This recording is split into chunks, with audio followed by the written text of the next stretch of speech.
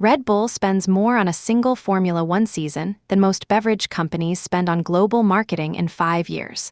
Last reported year, 14 billion cans sold, roughly $14.3 billion in revenue, and 97% of it came from selling sugar water. So why does everyone, including Harvard case studies, keep insisting Red Bull isn't really a drinks company? The answer is the most expensive marketing trick in modern business. Here's the conventional analyst summary, and it's wrong. Red Bull is a media company that happens to sell drinks.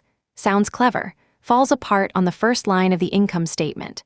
Energy drink sales, 97% of revenue.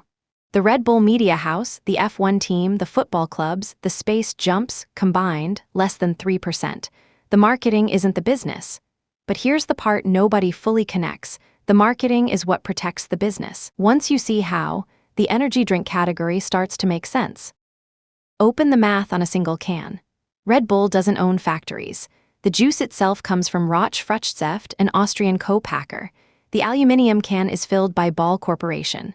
Red Bull's actual asset list is the formula, the trademark, the distribution contracts, and the marketing org. That's it. So when $14.3 billion rolls in, there's almost no manufacturing capex. No bottling network. No factory maintenance. Compare that to Coca-Cola, which spends billions every year keeping its global bottling system running. Now look at where the money goes. Industry analysts estimate Red Bull spends roughly 30% of revenue on marketing. Typical FMCG companies spend 8 to 15, so Red Bull is running marketing at 2 to 3 times the industry rate. They afford it because the asset-light supply chain frees up that cash. This is the engine. The drink generates margin. The margin funds the marketing. The marketing protects the price point. The price point preserves the margin. It's a closed loop. Unlike Costco, where the membership is the product, here the brand is the product. The can is just how you bill people for it. And here's the structural detail that makes it impossible to copy. Red Bull is privately held. 49% Mateschitz family, 49% Uvidia estate, 2% extras. No quarterly earnings call. No analyst forcing the CFO to defend the marketing budget. A public competitor's CFO physically cannot run 30% of revenue marketing through 3-week quarters. Red Bull can. Forever. Follow a single brand impression through the system. A teenager watches Max Verstappen win a Grand Prix in a Red Bull painted car. That broadcast reaches roughly 80 million live viewers globally. Red Bull's branding sits on screen for nearly the full 90-minute race.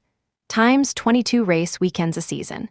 Now compare against a 30-second Super Bowl spot, which costs $7 to $8 million for a single airing. The math on cost per impression is not even close. F1 sponsorship at full team ownership lands between 1 and 3 cents per impression. Television buys, 5 to 20 cents. Owning the F1 team isn't a vanity project. It's the cheapest form of branded reach available at this scale. Now extend the model. Wings for Life World Run owned event, broadcast for free on Red Bull TV.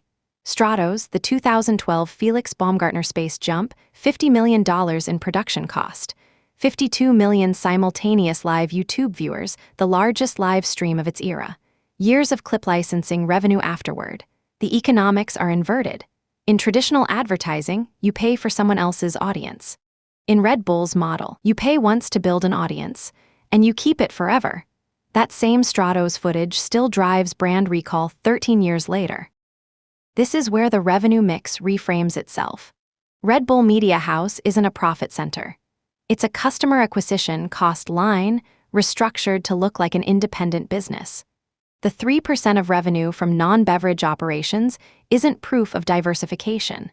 It's proof of how cheaply Red Bull is generating its OWN media impressions for the can business.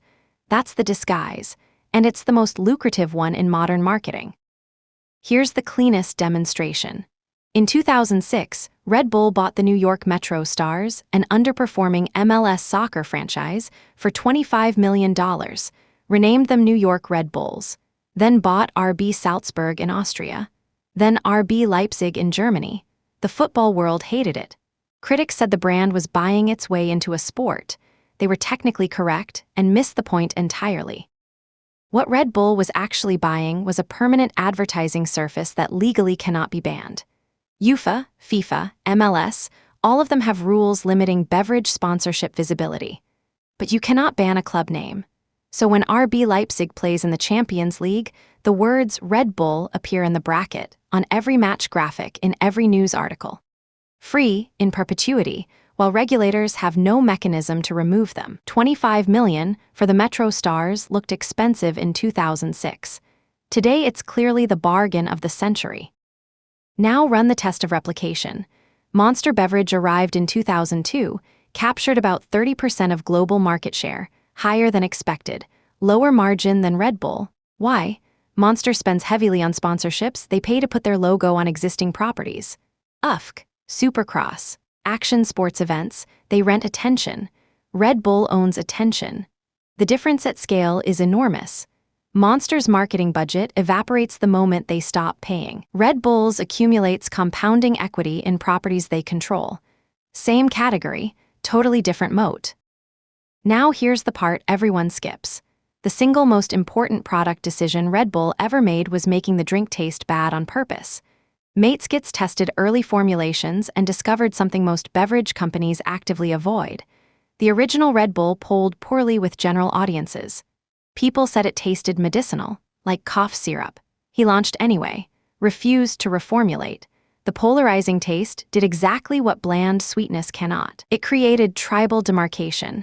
You either drank Red Bull or you didn't. There was no middle. There was no, I sometimes have one. The taste itself was a conversation. Every can someone bought was a small declaration of identity. This is the inverse of every mass-market beverage strategy ever taught in business school. Coca-Cola optimizes for universal palatability. The Pepsi taste tests of the 1980s pushed both companies toward sweeter, more agreeable formulas. Red Bull went the other way.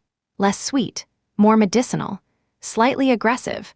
For 30 years, every kid who wanted to signal energy, edge, late-night focus, anti-establishment, they grabbed the can that tasted like something a chemistry teacher would warn you about.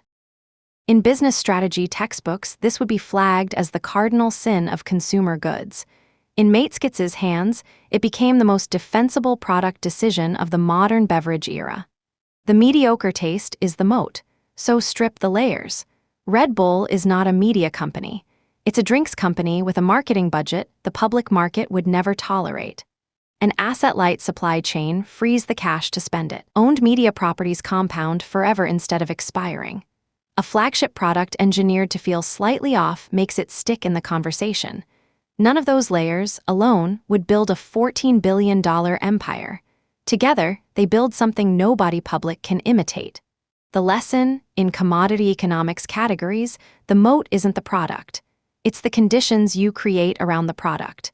Mateschitz didn't sell sugar water. He sold a structure that turned sugar water into the most expensive 10-cent commodity ever distributed.